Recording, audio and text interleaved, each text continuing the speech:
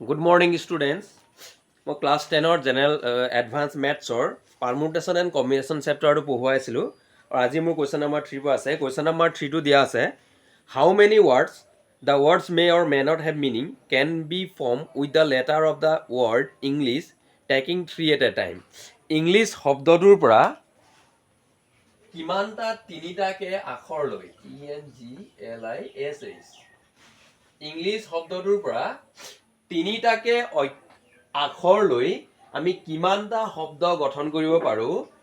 শব্দকেইটা মিনিং থাকিবও পাৰে নাথাকিবও পাৰে, মিনিং থাকক বা নাথাকক, খালি আমি তিনিটা আখৰ লৈ তাৰমানে তিনিটা এলফাবেট লৈ আমি শব্দ বনাব লাগে।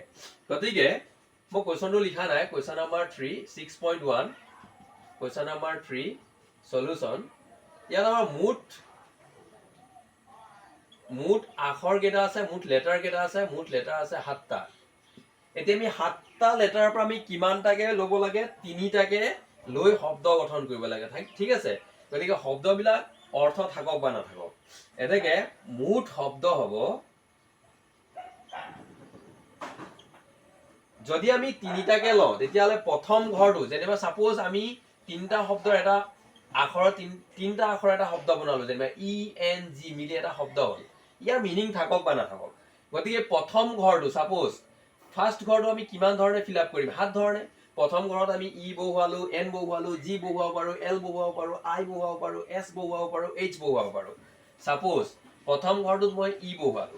এতিয়া ছেকেণ্ড ঘৰটোত আমি ছেকেণ্ডটোৰ কাৰণে NGLISH কেইটা আখৰ থাকিব, 6টা। গতিকে ছেকেণ্ডটোক আমি কিমান ধৰণে ফিল আপ কৰিম, 6 ধৰণে। এতিয়া দুটা ঘৰ আমাৰ দুটা আখৰেৰে ফিল আপ হৈ গ'ল। নেক্সট কেইটা আখৰ আছে, আৰু 5টা আছে। গতিকে পিছৰ ঘৰটো কিমান ধৰণে ফিল আপ হ'ব, 5 ধৰণে। এনেকে ইংলিছ শব্দটোৰ 7টা আখৰৰ পৰা তিনিটাকে লৈ মুঠ শব্দ কিমান হ'ব, 7 6 গুণ 42, 42 আৰু 5 পূৰণ কৰিলো, 42 আৰু 5 পূৰণ কৰিলে 5 2 10, উপলা 1, 5 4 গুণ 20, 20 1 21, কিমানটা, 210টা। গতিকে ইংলিছ শব্দটোৰ পৰা তিনিটাকে আখৰ ল'লে মুঠ শব্দ কিমান হ'ব, 210টা। নেক্সট কুৱেশ্যন আছে, if repetition is allowed, question number 4, if repetition is allowed, how many even numbers of 2 digit can be formed with the digit 1 2 3 4 5? Question number 4, মই question লিখি না যাও। Question number 4 6.1 question number 4, if repetition is allowed, যদি পুনৰাবৃত্তি যদি allow আছে, তাৰমানে পুনৰাবৃত্তি যদি কৰিব পাৰি, তেতিয়া হলে 1 2 3 4 5 এই অংক কেইটাৰে আমি কিমানটা যুগ্ম সংখ্যা বনাব পাৰো যদি ৰিপিটেশন এলাও আছে। ঠিক আছে, যুগ্ম সংখ্যা হবলৈ হলে আমাৰ চোৱা, যুগ্ম সংখ্যা ধৰি লোৱা 12 12 টো আমাৰ এটা যুগ্ম means even number. Okay, from 1 2 3 4 5 how many 2 digit even number can be formed, আমাক কোৱেশ্যনটো সুধিছে। সো if a number, যদি এটা নাম্বাৰ ইভেন হয়, if a number is even, then even নাম্বাৰটোৰ ইউনিট প্লেছত, ওৱান্স প্লেছত আমাৰ কি থাকিব, 2 থাকিব অৰ 4 থাকিব। এই আমাৰ 1 2 3 4 5ৰ যেহেতু আমাৰ 5টা ডিজিট দিয়া আছে, 5টা ডিজিট আমাৰ 2 and 4 থাকিব লাগিব ইভেন প্লেছত, সৰি ইউনিট প্লেছত, ওৱান্স প্লেছত। এককৰ ঘৰত কি থাকিব লাগিব, মাত্ৰ 2 আৰু 4 থাকিব লাগিব। গতিকে যিবিলাক সংখ্যাৰ এককৰ ঘৰত 2 আৰু 4 থাকিব, সেইবিলাক সংখ্যা আমাৰ যুগ্ম সংখ্যা হ'ব। ঠিক আছে, এতিয়া আমি যেহেতু দুটা অংকৰ সংখ্যা লাগিব, গতিকে একক আৰু দহক, এককৰ ঘৰ থাকিব আৰু দহকৰ ঘৰ থাকিব। গতিকে এককৰ ঘৰত আমাৰ কি কি সংখ্যা বহিব পাৰিব, হয় 2 আৰু 4, কাৰণ যেহেতু যুগ্ম লাগে। গতিকে এককৰ ঘৰটো আমি 2 ধৰণে বনাব পাৰো। ঠিক আছে, তাৰপিছত ধৰি লোৱা একৰ ঘৰত আমি 2 বহালো, তেতিয়া দহকৰ ঘৰত কি কি বহিব পাৰে, ইয়াত মুঠ অংক 5টা আছিল আৰু ৰিপিটেশনো হ'ব পাৰে, মানে পুনৰাবৃত্তি হ'ব পাৰে। গতিকে দহকৰ ঘৰটো কিমান ধৰণে ফিল আপ হ'ব, 5 ধৰণে। ধৰি লোৱা একৰ ঘৰত 4 বহিল, তেতিয়াহ'লে দহকৰ ঘৰত 5 ধৰণে বহিব পাৰে, হয় 1 বহিব পাৰে, হয় 2 বহিব পাৰে, হয় 3 বহিব পাৰে। তাৰমানে 34 হ'ব পাৰে, 14 হ'ব পাৰে, 44 হ'ব পাৰে, 54 হ'ব পাৰে, ঠিক আছে, 24 হ'ব পাৰে, সংখ্যাবিলাক এনেকুৱা হ'ব পাৰে। গতিকে ইয়াৰ আনসাৰ হ'ব 1 2 3 4 5 এই অংক কেইটাৰে আমি মুঠ যুগ্ম সংখ্যা কিমান বনাব পাৰো, 1 2 3 4 5 ৰে মুঠ যুগ্ম সংখ্যা হ'ব একক ঘৰটো 2 ধৰণে আৰু দশকৰ ঘৰটো 5 ধৰণে সজাব পাৰিম। গতিকে মুঠ কিমানটা হ'ব যুগ্ম সংখ্যা 10টা হ'ব। ঠিক আছে, তেনেকে কুৱেশ্যন নম্বৰ 3 আছে। নেক্সট আছে কুৱেশ্যন নম্বৰ 5। কুৱেশ্যন নম্বৰ 5 আছে, without repetition how many numbers of 5 digits can be formed with the digits 0 1 2 3 4 5 6 7 8 9? okay 0 1 2 3 4 5 6 7 8 9 এই অংককেইটা লৈ আমি উইদাউট ৰিপিটেশ্যন মানে পুনৰাবৃত্তি নকৰাকে কিমানটা শব্দ বনাব পাৰো? 5 ডিজিট, 5টা ডিজিটৰ কিমানটা সংখ্যা বনাব পাৰো? গতিকে 5টা ডিজিট হ'বলৈ হলে এইটো এককৰ ঘৰ থাকিব, দশকৰ ঘৰ থাকিব, শতকৰ ঘৰ থাকিব, হাজাৰৰ ঘৰ থাকিব, একক দশক শতক হাজাৰ অযুতৰ ঘৰ থাকিব। যিহেতু আমাৰ 5টা অংকৰ সংখ্যা লাগে আৰু অংকবিলাক কোন কোন? এইবিলাক 0 1 2 3 4 5 6 7 8 9। গতিকে যিহেতু অযুতৰ ঘৰত আমাৰ 0 নবহে, গতিকে অযুতৰ ঘৰটো কিমান ধৰণে ফিল আপ কৰিব পাৰিম? 1 2 3 4 5 6 7 8 9 ধৰণে ফিল আপ কৰিম। ঠিক আছে, তাৰপিছত হাজাৰৰ ঘৰটো এতিয়া ধৰি লোৱা অযুতৰ ঘৰত মই 1 লিখাৰ পিছত ৰিপিটেশ্যন নহয়, পুনৰাবৃত্তি নহয়, যেতিয়া অযুতৰ ঘৰত 1 নবহে, তেতিয়াহ'লে বাকী অযুতৰ ঘৰত কেইটা অংক বহিব পাৰে? এবাৰ 0 বহিব, 0 1 2 3 একেধৰণে আমাৰ কিমানটা হ'ব? 9টা হ'ব। গতিকে এই দুইটা ফিক্স হোৱাৰ পিছত শতকৰ ঘৰত 8 ধৰণে বহিব পাৰে, দশকৰ ঘৰত 7 ধৰণে আৰু একৰ ঘৰটো কিমান ধৰণে? 6 ধৰণে বহিব। এতেকে 0 পৰা 9 লৈকে এই অংককেইটাৰে 5টা অংকৰ মুঠ সংখ্যা কিমানটা হ'ব? মুঠ সংখ্যা হ'ব 9 পূৰণ 9 পূৰণ 8 পূৰণ 7 পূৰণ 6। এইকেইটা আমি পূৰণ কৰি দিম। 9 9 গুণ 81, 8 7 গুণ 56 পূৰণ 6। গতিকে 81 ইনটু 6 6 গুণ 36 6 গুণ 3 6 5 গুণ 30 30 3 33। গতিকে 3 3 6 আৰু 81 যদি পূৰণ কৰি দিওঁ, 6 গুণ 6 3 গুণ 3 3 গুণ 3 3 6 8 গুণ 48 উকলিল 4 24 24 4 28 8 উকলিল 2 24 25 26 6 11 1 11 1 12 2 উকলিল 1 7 2 কিমান হ'ব?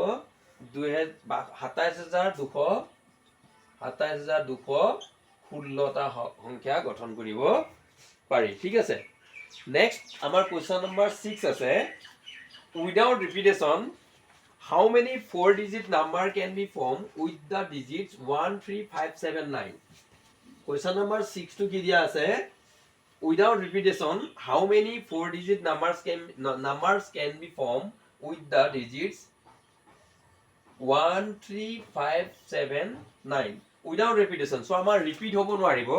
গতিকে এই 5টা অংকৰে আমি 4টা অংক বিশিষ্ট সংখ্যা গঠন কৰিব লাগিব। গতিকে 4টা অংক বিশিষ্ট হলে আমাৰ এককৰ ঘৰ থাকিব, দশকৰ ঘৰ থাকিব, একক দশক শতকৰ ঘৰ থাকিব আৰু হাজাৰৰ ঘৰ থাকিব। ঠিক আছে, গতিকে 4টা অংকৰে আমি 4টা অংকৰ সংখ্যা গঠন কৰিব লাগিব। গতিকে মুঠ সংখ্যা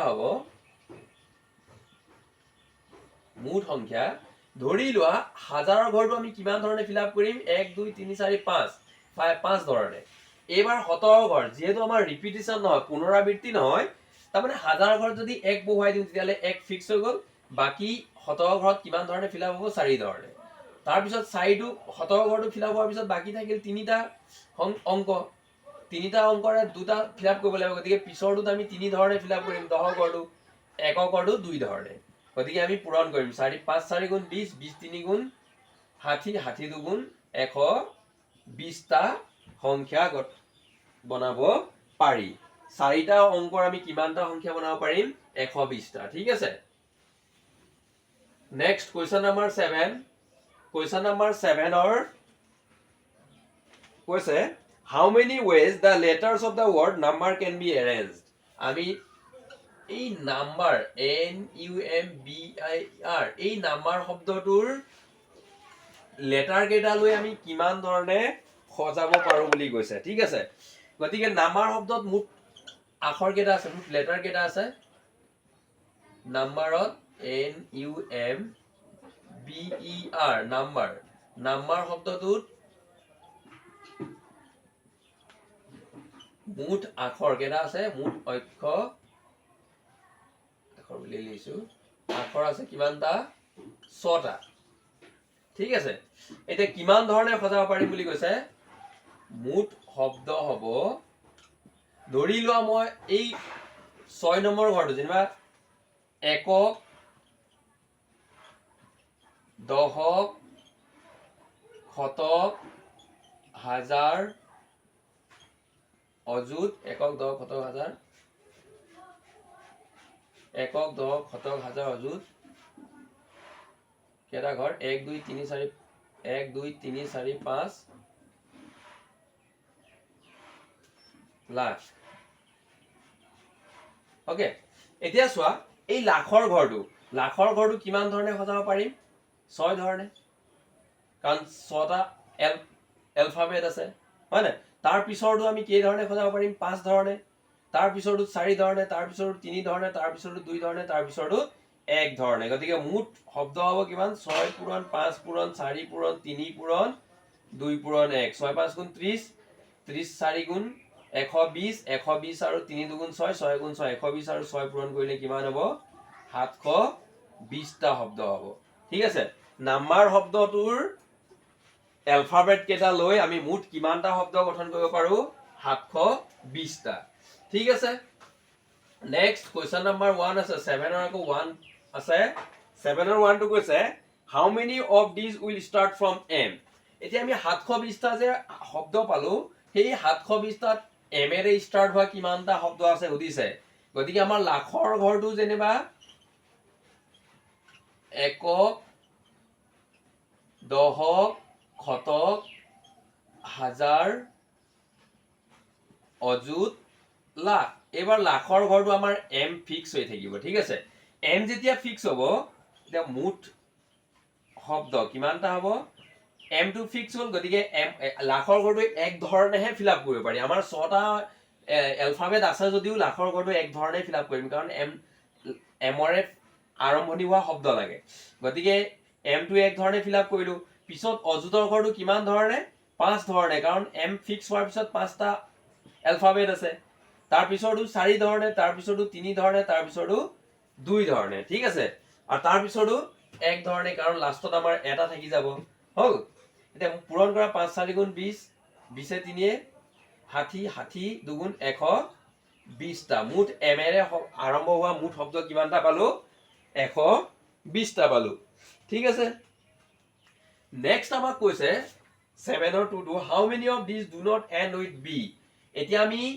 এই নাম্বাৰ শব্দটোৰ পৰা মুঠ নাম্বাৰ শব্দটোৰ আখৰ কেইটা লৈ তাৰমানে এলফাবেট কেইটা লৈ মুঠ কিমানটা শব্দ গঠন কৰিছিলো 720টা তাৰ ভিতৰত এমেৰে গঠন হোৱা কিমানটা পাইছিলো 120টা এবাৰ আমি বি ৰে ষ্টাৰ্ট হেক নোহোৱা লাগে বি ৰে হেক নোহোৱা কিমানটা শব্দ গঠন কৰিব পাৰি গতিকে প্ৰথম আমি বি ৰে হেক হোৱা শব্দ কিমান গঠন কৰিব পাৰো সেইটো লিখি লওঁচোন বি ৰে হেক হোৱা মুঠ শব্দ বি ৰে হেক হোৱা মুঠ শব্দ জানিবলৈ হলে এই হেকৰটো আমি এক ধৰণেহে ফিল আপ কৰিম কাৰণ তাত বি হে থাকিব তাৰ পিছৰটো আমাৰ কিমান ধৰণে ফিল আপ হ'ব ধৰি লোৱা 5 ধৰণে 4 ধৰণে 3 ধৰণে 2 ধৰণে 1 ধৰণে গতিকে 5 4 গুণ 20 20 3 গুণ 60 60 দুগুণ 120 20 বি ৰে হেক হোৱা মুঠ শব্দ কিমানটা 120টা এনেকে বি ৰে হেক নোহোৱা মুঠ শব্দ কিমান হ'ব বি ৰে হেক নোহোৱা মুঠ শব্দ হ'ব নাম্বাৰ শব্দটোত থকা আখৰ কেইটাৰে মুঠ শব্দ কিমানটা গঠন কৰিব পাৰিছিলো 720টা 720টাত বি ৰে শেষ হোৱা সংখ্যা কিমান পালো 120টা গতিকে বি ৰে শেষ নোহোৱা শব্দ কিমান হ'ব 006 600টা ঠিক আছে এই বি ৰে শেষ হোৱা মুঠ শব্দ কেনেকৈ ফৰ্ম কৰিলো ধৰিলা বি লাষ্টৰ ঘৰটো বি ৰে ফিল আপ হ'ব ন মাত্ৰ বি এ থাকিব গতিকে বি টো এক ধৰণে ফিল আপ কৰিবি লাষ্টৰটো তাৰ পিছৰ দহকৰ ঘৰৰ কাৰণে আমাৰ কিমানটা আখৰ থাকিব 5টা গতিকে 5 ধৰণে এইটো ফিল আপ হৈ যোৱাৰ পিছত তাৰ পিছৰটো 4টা তাৰ পিছৰটো 3টা তাৰ পিছৰটো কাৰণে 2টা আখৰ থাকিব তাৰ পিছৰটো কাৰণে কেইটা থাকিব এটাই থাকিব গতিকে বিৰে শেষ হোৱা মুঠ শব্দ আছিল 120টা, গতিকে বিৰে শেষ নোহোৱা মুঠ শব্দ হ'ব ইয়াত থকা এলফাবেট 7টা এলফাবেটেৰে আমি 720টা শব্দ গঠন কৰিব পাৰো। তাৰ ভিতৰত বিৰে শেষ হোৱা 120টা হলে বিৰে শেষ নোহোৱা সংখ্যা জানিবলৈ হলে 720ৰ পৰা 120 মাইনাছ কৰিলো, আমাৰ কিমানটা থাকিল 600টা। গতিকে আজিলৈ ইমানে। Thank U.